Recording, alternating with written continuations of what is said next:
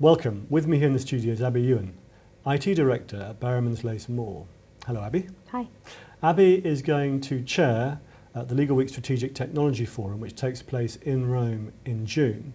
And we're here to discuss some of the issues that are going to be debated and discussed at the forum. So, Abby, what's it currently like at the coalface for IT directors working around the world? I think it's fair to say that most of the people that I know are very busy, and I think that generally when you work in technology, it's always busy, whether you're trying to expand or whether you're trying to reduce costs. Most elements to any organisation have a technology impact. And I also think there's amongst my peers, there's quite a lot of activity going on with putting together infrastructures as a result of mergers. Obviously, there's been a lot of both national and international mergers. They can often look quite seamless on the surface, and you know, Legal Week will report about mergers, but in the background, that's a huge amount of work for a lot of people. I understand you can get called in very early on in negotiations because it's a crucial. The integration of IT systems must be a really important factor. It is important, and it can be hugely expensive as well. So you need to factor it into the cost of whether the merger looks like a good deal or not in the first place. And whilst it won't always be a deal breaker, there will be situations where a mismatch of technology could add significant cost to your merger and actually diminish the economies of scale and the savings that you'll get from putting those two business services functions together in the first place. So yes, it's always beneficial to call the technology people in first. And as you say, we've had a lot of big sort of ambitious international mergers. That in itself must have its own sort of associated challenges working with firms from lots of different jurisdictions. Yeah, absolutely. And so you have the cultural issues, but also the very broad technological issues that can come from anything, and you know, different standards, different protocols that have evolved through custom and practice over a number of years. Crashing those two together can often cause some sparks. But it must also be a good chance to reevaluate everything you're doing, and it's Absolutely. a one-off opportunity in a way. Yes, absolutely. But given enough time, I think there are some people who are probably 2 years into a merger who are still trying to actually get things to fit together. But yeah, it's quite challenging for organisations, I think, and as you say, a lot of activity. I think there's also at the moment one of the recent trends, which is quite interesting, is the reversal of some of the outsourcing deals that have been happening, which have been reported on in the last couple of weeks, which is quite interesting because obviously those kinds of initiatives, everyone in the legal IT environment watches very carefully to see what's going to happen with that kind of initiative. And obviously there's been quite a lot in the press in the last couple of weeks with the backing out of those arrangements. So it'll be interesting to see where that whole outsourcing agenda ends up in the next sort of 6 to 12 months, I think.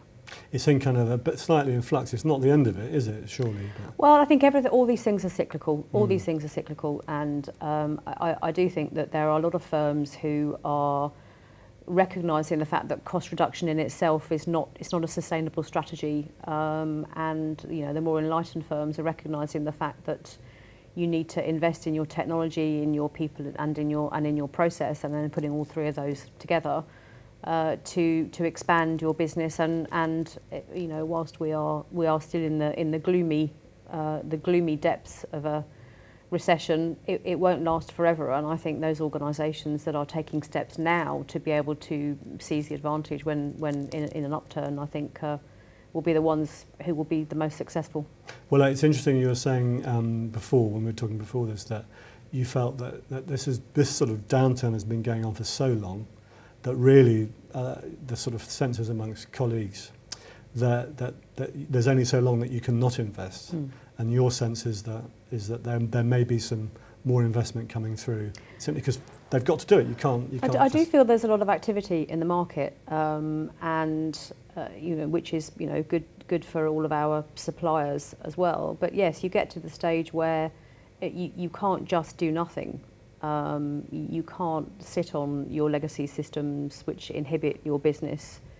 You can't underinvest in the hardware which allows the lawyers to do their jobs. And I think most firms understand that you know if you sit still, then you eventually start to go backwards, and then when things do start to ramp up, you're a bit behind the curve. And clients are becoming more demanding. That's one of the big things that we're always writing about. Oh yes. And so that does mean that you have to be better at the information and that you provide them, etc., etc. Absolutely, yeah. So that's good. Well, looking at some of the sessions, we've picked out on the first day a partner panel, the long and winding road to legal services realignment. Among the speakers, we've got Francis Swain, managing partner of Leaday & Co, and Adam Shukova, the Chief Operating Officer of Riverview Law. So there's going to be some discussions around these alternative business structures and some of the opportunities.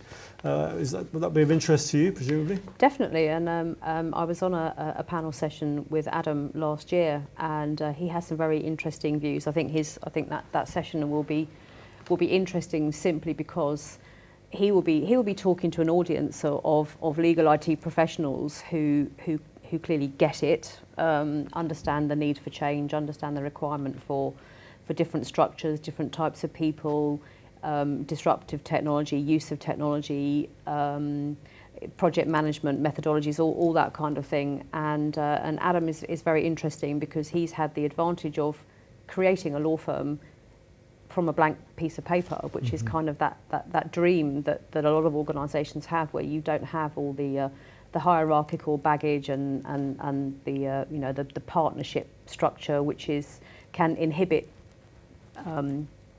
change, shall we say, or inhibit innovation. So yes, I think that would be very, very interesting. And I don't know whether the partner from Leaday will be arguing with him or against him, if you see what I mean. I don't know whether that will be. So there could be sparks, or they could be both exactly on the same page. But it'll be good to see. My sense from these comments is that the IT directors do actually think quite radically about how much more radically in a way about how firms should be operating. I think that's right, and part of our frustration, I think, is that. We've been talking about this stuff for the last 10 years, certainly for as long as I was in my previous job, looking at how to do things differently, not necessarily just to reduce costs, but to be innovative, to use technology in a way which enables the businesses that we work in to do things differently. But a lot of that is around change management of your partners, and that's that can be quite a challenge. Yeah. Yes, absolutely. We're also talking about technological advances, and I know that you're particularly interested in the sort of promise of developments in artificial intelligence. I think it's probably the analysis of data generally, and I hate to even mention the phrase big data, because I think it's taken over from cloud as one of those very meaningless kind of industry buzzwords that vendors think that they will get people hooked in with. Apologies to those vendors that are using that as a buzzword. But I do think that in all of our organisations, we are awash with data that we don't necessarily interpret. We might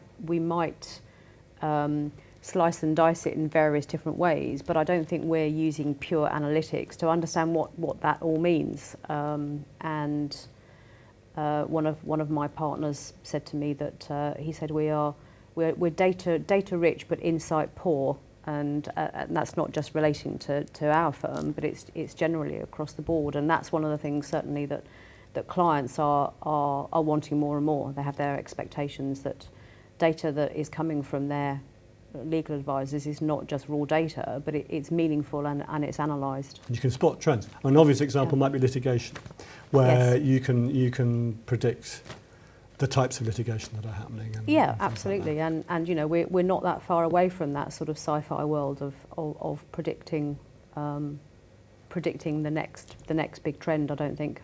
And you would like the law firms. Do you think law firms have much of that at the moment, or they're onto it?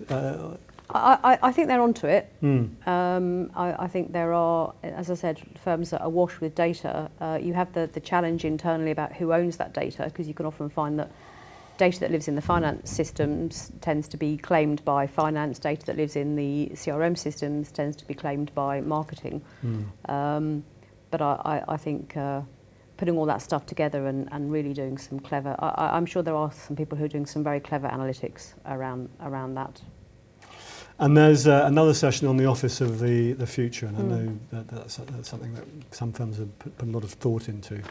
Any thoughts about that, about how that will, maybe the benefits and some of the threats associated with the way that people are changing the way they work? I think culturally it's become more normal for people to work in a much more flexible way, and to do a combination of working from home, working in client sites.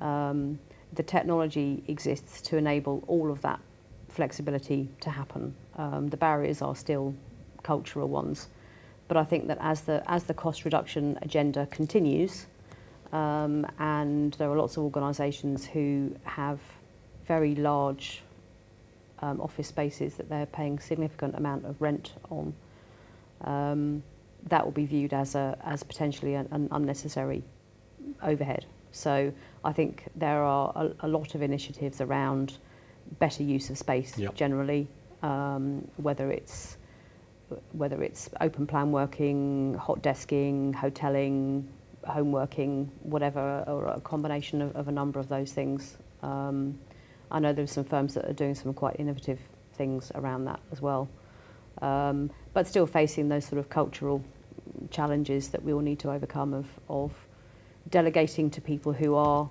geographically dispersed, rather than sitting in the office next door to you. And the security is one of the things that pops up as a concern, maybe. It does, but I think that again, most organisations now have that pretty well covered. I think there are a lot of things that you can do to protect yourself, and obviously, clients are very keen on doing audits these days, whether they're insurance companies or big financial institutions. So you can't afford to not take your security very seriously, and that applies to the internal organisation as well as stuff that you're taking outside the organisation as well. So one of the trends before we recorded this video, you were saying that there's a bit more sort of fluidity in the recruitment market, potentially associated with firms starting to sort of step up a bit of investment. Of course, on a personal note, you have recently made an interesting move from Simmons & Simmons, where you were for about 10 years, to Berrymans Lace Mawer. So two very different types of firms with different technological requirements. You've been there about 6 months. What has it been, and 6 weeks. 6 weeks, sorry. 6 weeks, yeah. Yes, so it's all still very new. Yeah. I'm still finding my way around. As you say, it is a very different kind of organisation. In some ways, a lot more complex. A very different client base, and a client base who are very much more demanding around the things that we talked about. So in terms of management information, getting large amounts of data and requiring more and more for that to be meaningful data, rather than data where you just create something at great length internally and pass it over for someone to then not read it or put it in the bin. So it's certainly different in that respect, and in the there are a lot of technology requirements that are arising within each practice group that I wouldn't necessarily have seen at Simmons as well. So a lot of technology savvy partners, and yes, it's certainly it's a very interesting organisation. Yeah, it's great fun. Well, you'll be able to share your thoughts with colleagues, and I mean, obviously there are other people who move around different firms. It's always interesting to share the experience. Yeah. Finally, I hope you're looking forward to chairing the conference. I know you've done it once before. Is it an enjoyable experience? It is, and in a number of respects, it's actually easier than being on a panel. But I'm very much looking forward to it. I think the venue looks fantastic. I think the programme is starting to look very interesting as well, and I hope we get a really good attendance. Well, look forward to seeing you then, listening in on the debates. Thank you very much. Thank you. And thank you very much for watching, and I do hope to see some of you at the event in June. Thank you.